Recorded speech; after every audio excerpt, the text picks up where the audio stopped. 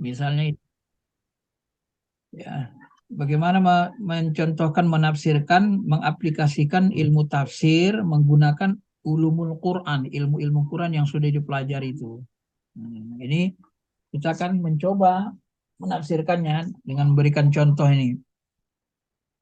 Ini saya contohkan tafsir ayat Al-Maidah ayat 51. Sebenarnya yang kita mau tafsirkan ini ayat 51 ini, tetapi kita munculkan ayat 50-nya dan kita munculkan ayat 50-nya dan 52. Kenapa kita munculkan 50 dan 52? Nanti berkaitan dengan ilmu munasabah Al-Quran. Karena ayat ini berkaitan dengan atau berhubungan dengan ayat sebelumnya dan sesudahnya gitu ya. Baik, kita baca ayat yang mau kita tafsirkan. Ya ayyuhalladzina amanu la tattakhidul yahuda wan nasara awliya. Ba'duhum awliya'u ba' wa may yatawallahu minkum fa innahu minhum innallaha la yahdil qawmaz zalimin.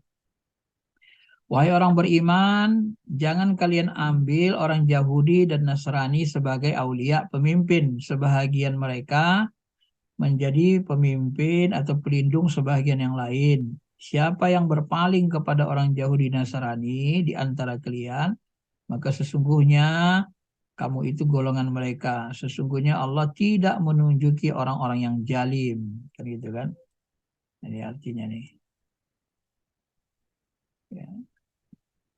Nah, jadi di sini yang menjadi perdebatan itu apa yang dimaksud aulia di sini. Inilah nanti ayat inilah yang nanti yang menyebabkan munculnya demo besar-besaran 212 berawal dari ayat ini, menafsirkan ayat ini. Makanya ini saya munculkan sebagai contoh.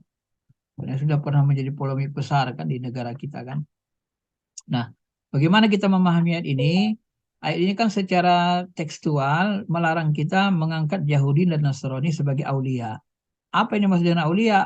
Pemimpinkah? Apakah gitu kan? Nah, untuk menafsirkan ayat ini, kita gunakan ulumul Quran. Sebagaimana kita jelasin lalu. Pertama kita tafsirkan, kita lihat makna ayat ini lewat asbabun nuzul. Nah, ini sudah kita pelajari, ilmu asbabun nuzul sudah diajarkan kan? Nah, dalam kitab-kitab tafsir yang banyak disebutkan bahwa asbabun nuzulnya ini ada minimal ada dua. Yang pertama, ayat ini diturunkan berkenaan dengan Ubadah bin Samit dan Abdullah bin Ubay. Mereka ini berdebat gitu ya. Berdebat siapa yang pantas dijadikan tempat pelindung. Nah, jadi di sini bahasanya tempat pelindung. Nah, perdebatan mereka ini akhirnya terdengar Nabi. Ini hadisnya dikisahkan dalam sebuah hadis begini. Ya.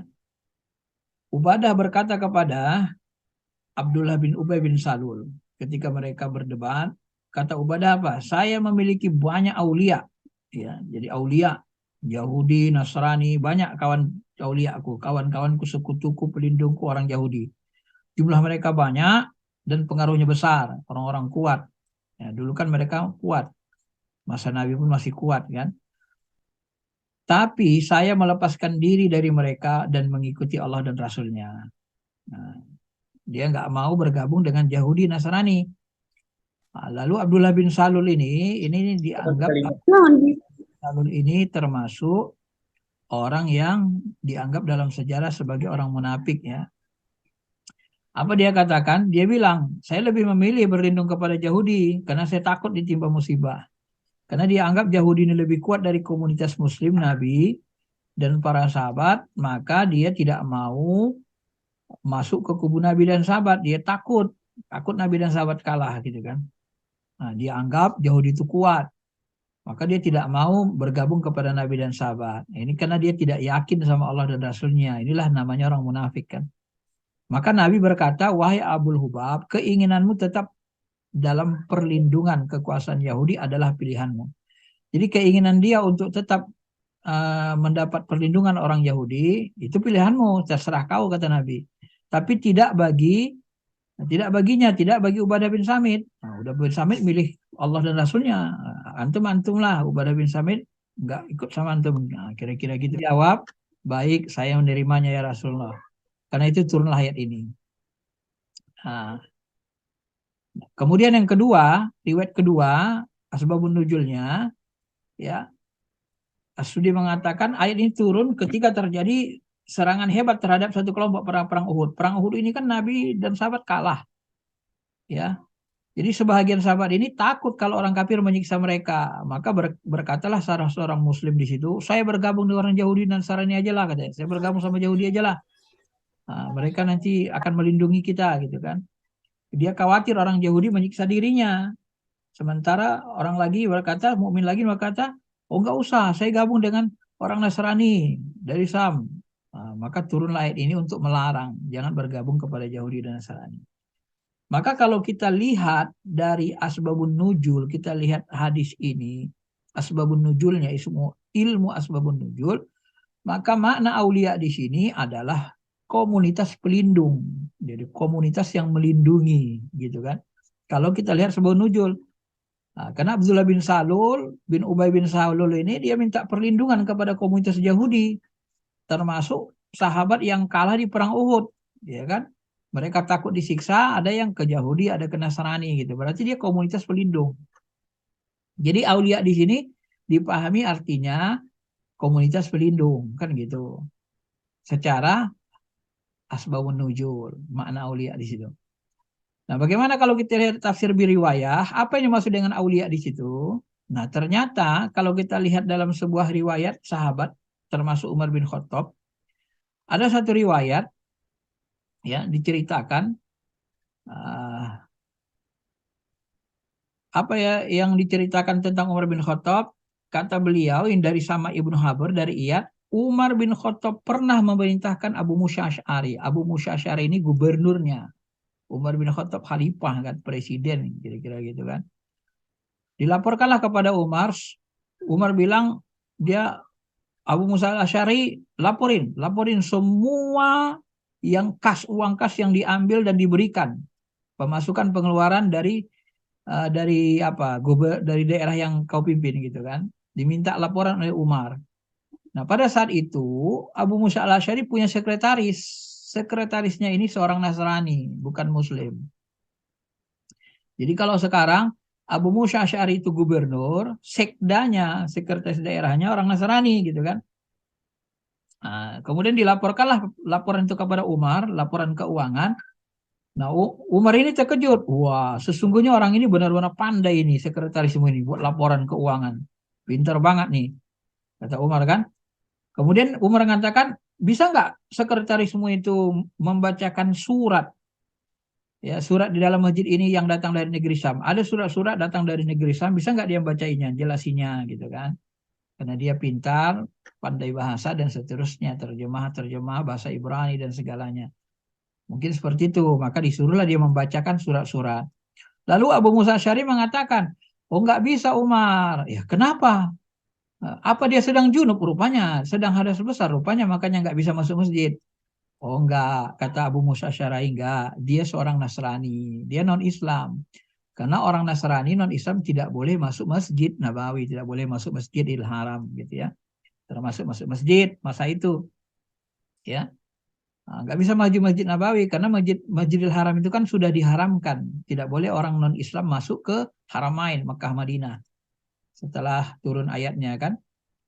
Nah, maka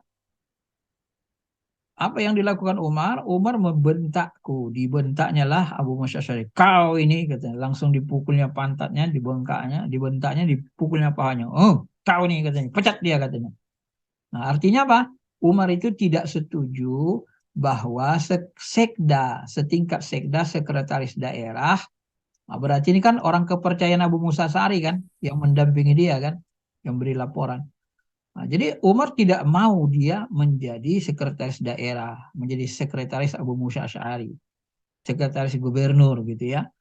Nah, artinya berarti di sini kalau kita pahami teman setia, teman kepercayaan, teman kerja setia kepercayaan Abu Musa Asy'ari. Berarti aulia di sini lebih cenderung dipahami teman setia, teman satu kerja gitu kan, yang paling setia, yang mengetahui rahasia negara, rahasia apa, itu nggak boleh orang Nasrani.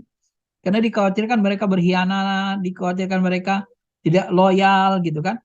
Maka dari sisi tafsir biriwayah, tafsir sahabatnya, pemahaman Umar bin Khattabnya, Nah, itu dipahami bahwa makna aulia di situ adalah orang kepercayaan gitu kan, orang kepercayaan yang mengurus negara atau pemimpin besar yang mengurus negara gitu kan.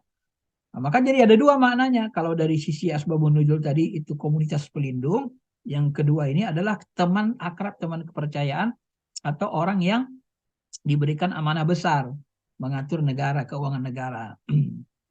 Ini dari sisi tafsir biriwayah. Memahami ayat tadi ya, memahami ayat aulia itu ya, kata aulia dalam ayat Al-Maidah 51. Nah, kemudian kita lihat lagi tafsir birroi. Tafsir birroi ini dengan menggunakan analisis akal dilihat dari sisi bahasa. Jadi kalau kita lacak kata aulia, kata wali dan aulia ini dalam Quran ada 233 kata. Ya, banyak, cukup banyak ya. Nah, kalau diurai nanti seluruh kata-kata aulia ini yang digunakan Quran ini, maknanya itu diurai bisa sebagai pelindung, penanggung jawab, ayah, ibu, paman ini. Maka nanti kalau orang tua kita meninggal, paman kita jadi wali, aulia itu wali kan. Nah, jadi pelindung, penanggung jawab. Orang tua kita itu disebut wali kita. Nah, kalau kita ada masalah, orang tua kita lah yang mengatasi masalah itu. Kan gitu kan kalau kita udah nggak ada. Nah, jadi ini penanggung jawabnya, pelindungnya. Bisa juga secara bahasa wali murid. Nah, ini wali murid ila aulial umur, kepada wali murid. Sering disebutkan wali murid, wali kelas. Bisa juga wali Allah. Wali Allah itu kekasih. Jadi bisa artinya kekasih juga. Ya, orang mukmin yang soleh. Yang dekat dengan Allah. Bisa juga wali itu artinya teman atau sekutu. Bisa juga artinya pemimpin. Wali kota gitu kan. Nah, wali kota sama kita kan pemimpin. Nah, kalau di Oman disebut sultan. Kalau di Saudi disebut raja. Kalau di Qatar disebut amir, amir Qatar. Jadi istilahnya beda-beda. Ya, jadi wali itu pemimpin besar. Nah, jadi kalau dari sisi bahasa, makna aulia di situ banyak. Maka nanti Quraisy mengatakan aulia di situ tidak mesti diartikan pemimpin, belum pasti. Bisa jadi diartikan teman setia, teman dekat katanya gitu pula. Nah, itulah terjadi perdebatan. Jadi orang non Islam itu boleh apa dimaksudkan ayat ini bukan mengambil sebagai pemimpin, tapi menjadikan teman dekat, teman kepercayaan itu nggak boleh katanya gitu kan. Nah, jadi ini dari sisi bahasa kita lihat maknanya ya. Tafsir biruahnya sudah, bahasanya sudah. Kemudian dari sisi apa lagi kita lihat tafsirnya? Dari sisi munasabah ayat. Nah, inilah ilmu munasabah dipakai juga dalam memahami ayat. Karena kalian sudah diajarkan ilmu munasabah Quran. Bagaimana memahami ayat ini? Ayat 51 ini secara munasabah dia pasti berhubungan maknanya dengan ayat sebelumnya, dengan ayat sesudahnya gitu ya. Dianggap ulama berhubungan, ada munasabahnya, ada keterkaitan makna. Nah, maka kita lacak maknanya berdasarkan munasabah ayat. Apa hukmal jahiliyati yabghun? Wa man ahsanu minallahi hukman liqaumin yuqinun. Apakah hukum jahiliyah yang mereka kehendaki, kan gitu kan? Apakah hukum jahiliyah yang mereka kehendaki? Nah,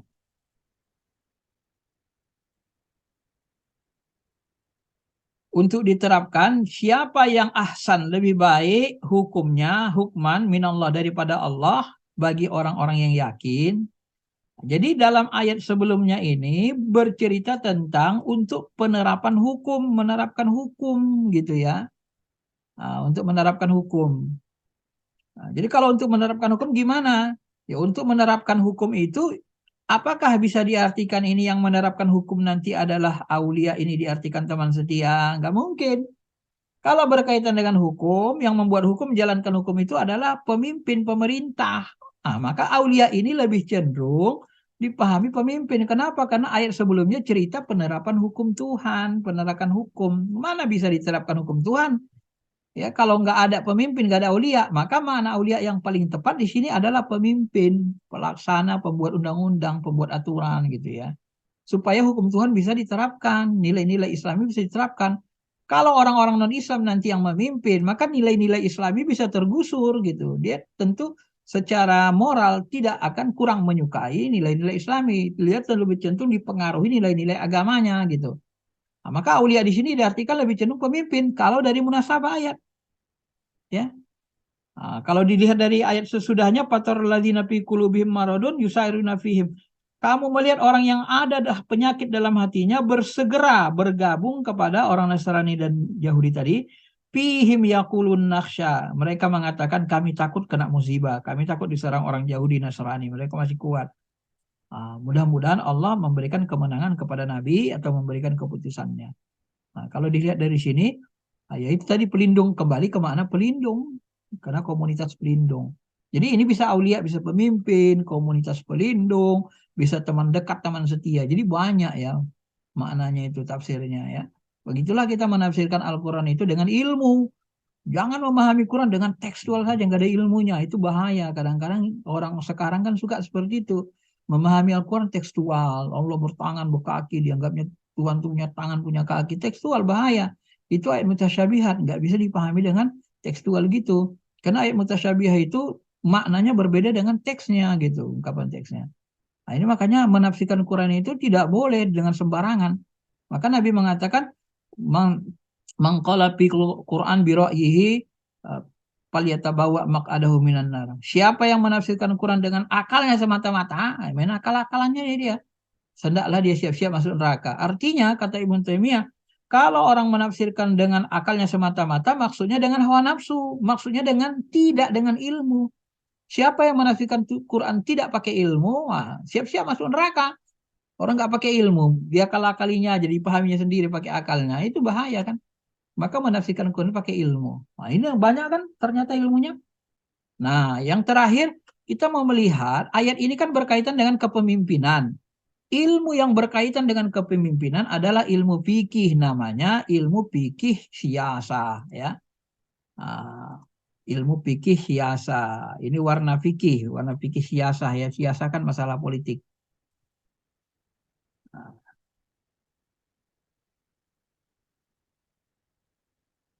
fikih siasa. Ini fikih siasa ini termasuk fikih politik. Inilah yang membahas tentang kepemimpinan dalam Islam. Maka kita lihatlah, karena itu berkaitan dengan kepemimpinan, kita lihatlah pendapat ulama-ulama yang berkaitan dengan kepemimpinan. Syarat-syarat pemimpin apa? Menurut Imam Mawardi, syarat pemimpin khalifah itu ada 7. Ya, orangnya adil, berilmu, sehat pendengaran, kemudian wawasannya luas, berani, punya garis keturunan Quraisy. Kemudian Imam Ghazali mensyaratkan 10 sampai kepada wara, balik berakal. Di sini nggak ada disebut Islamnya. Apa sudah tercover atau gimana gitu ya. Ibnu Khaldun cuma 5, ilmu, adil. Jadi kalau adil ini semuanya ya. Nah, ini Ghazali malah lupa menyebutkan adil, malah laki-laki disebut dengan turunan Quraisy.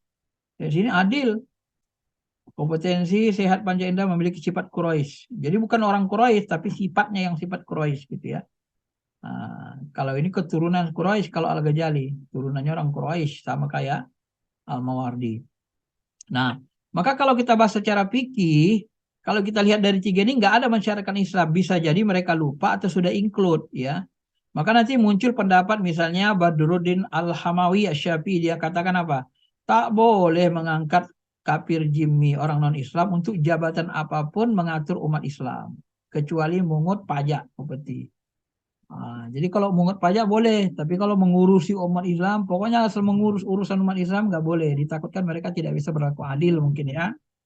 Nah, tapi sebagian ulama seperti Imam Mawardi, ya dalam kitab fikih siasanya dia katakan boleh wayazuzu ayyakuna hadzal wazir min ahli zimmah. Boleh menduduki jabatan, boleh diangkat menjadi pejabat wajir.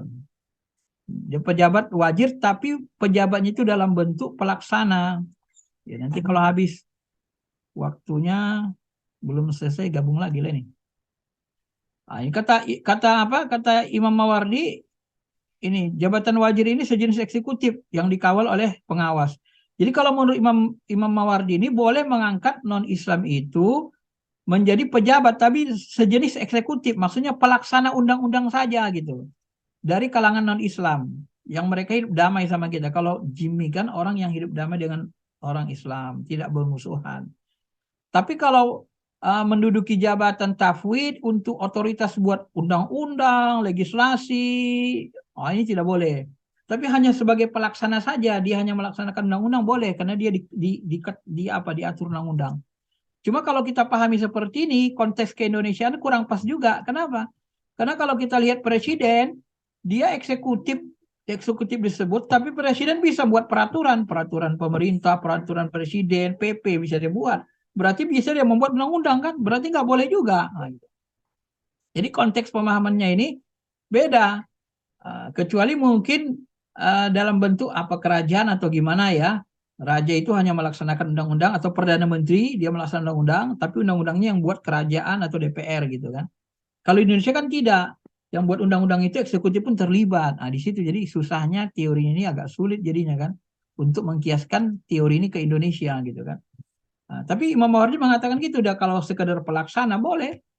Ya, kalau presiden itu tidak membuat peraturan, dia hanya pelaksana undang-undang saja, dibolehkan gitu. Non-Islam, asalkan dia tidak memusuhi umat Islam. Nah, ini pendapat ahli fikih siasah, ya, Imam Mawardi. Maka sebenarnya sesungguhnya kepemimpinan non-Islam terhadap kaum muslimin sangat tergantung situasi. Kalau pada saat terjadi perang, suasana manas, maraknya kejaliman atas nama agama, maka pada saat ini kekuasaan tak boleh diserahkan kepada non-Islam. Kenapa? Karena bisa jadi nanti kita punah umat Islam ini kan. Karena orang memerangi kita kan. Misalnya terjadi perang agama. Masa Nabi sahabat kan terjadi banyak perang. Jadi makanya sangat dikhawatirkan orang Islam berkuasa. Kalau dia megang tentara, ya disuruhnya nanti mau habis Islam kan. Membahayakan sekali kan. Kalau konteks sekarang kan masa damai. Kita masa damai. Nah, tidak masa perang. Tidak ada perperangan antara Islam dengan non-Islam. Maka konteksnya beda. Nah, maka pelaksana aturan atau eksekutif menurut sebagian ulama seperti Mawardi tadi boleh diserahkan kepada non-Islam, tapi dengan syarat dia dilaksanakan undang-undang saja gitu, tidak membuat aturan. Kalau dia buat peraturan kebijakan ngurus umat Islam itu susah. Takutnya nanti dia tidak bisa berlaku adil sebenarnya ya. Nah, terutama di negara mayoritas Muslim. Tapi kalau negara mayoritas non-Islam, ya negara mayoritas non-Islam boleh saja memilih non-Islam. Yang penting dia tidak memusuhi Islam. Australia, Amerika, misalnya kan Brazil, Argentina, non-Islam banyak, ya nggak apa-apa. Tapi pilih yang tidak memusuhi Islam. Nah, jadi beginilah cara kita menafsir ya. Kita tafsirkan dari melihat banyak sisi ilmu, baik dari sisi asbabun nuzulnya, tafsir biriwayah, pendapat Nabi sahabat, pemahaman hadis Nabi dan sahabat, dari sisi tafsir biroi, akal, melihat dari sisi katanya, ungkapan kata, baru dari sisi munasabah ayat, ya, dari sisi ilmunya. Nah, ini metode tafsir. Nah, ini sebenarnya ilmu ini harus Anda kuasai supaya apa? Ketika Anda nanti menafsirkan ayat-ayat berkenaan dengan apa namanya? Dengan komunikasi, maka Anda bisa menafsirkannya dengan cara ini yang disebut ini. Jadi ayat-ayat komunikasi nanti itu Anda libatkan ilmu komunikasi untuk menafsirkan ayat itu gitu. Disentuhkan dengan ilmu komunikasi. Supaya apa? Supaya lebih gampang dipahami. Jangan dibiarkan berdiri sendiri ayat itu sehingga nanti orang susah memahaminya dan tidak bisa berintegrasi dengan ilmu komunikasi.